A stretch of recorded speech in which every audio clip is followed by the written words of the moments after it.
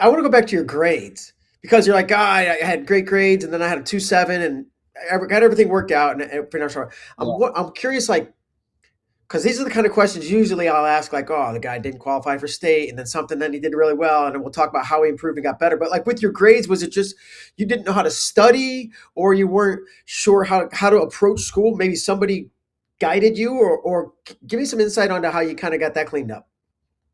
Yeah. If I had to pinpoint it to one thing, it's honestly effort.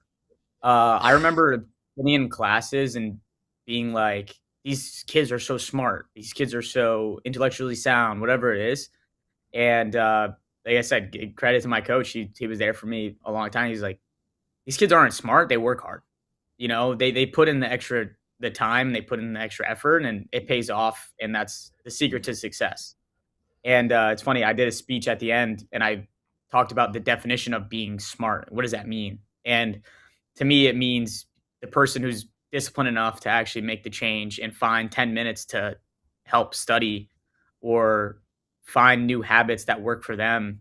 For me, I treat tests, I treat big exams like wrestling matches. I like gear up for them. Like I like treat them as if like I would have warm up, and actually, whatever I need. So it's like I don't know if I eat like a honey stinger before my match or weigh-ins, like do it before the exam too.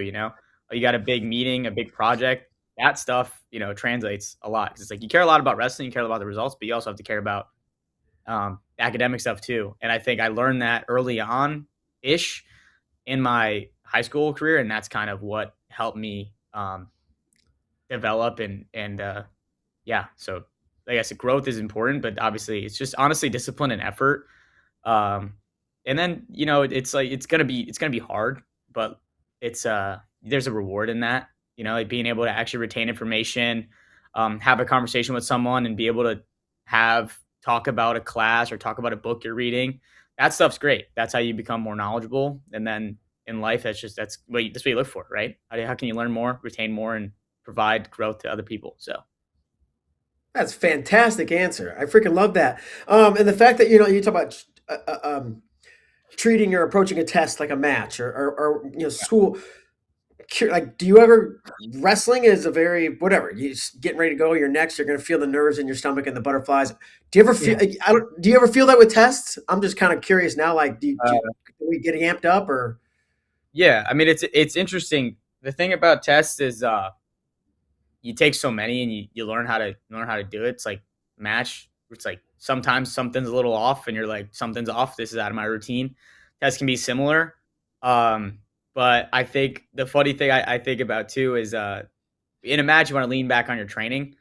Um, and with a test you want to lean back on your studying, training, whatever you call it. Yeah, Um, so yeah, I mean, I definitely get there's nerves for sure, but once you sit down and you start to see stuff you've seen before, that's the best feeling. And then you start to just hit that flow. And obviously, sometimes they'll throw some questions on there you've never seen, and you just gotta, you know, I don't know, figure it out. But that's that's cool. So yeah, I definitely there's some nerves, but I mean, you gotta figure it out.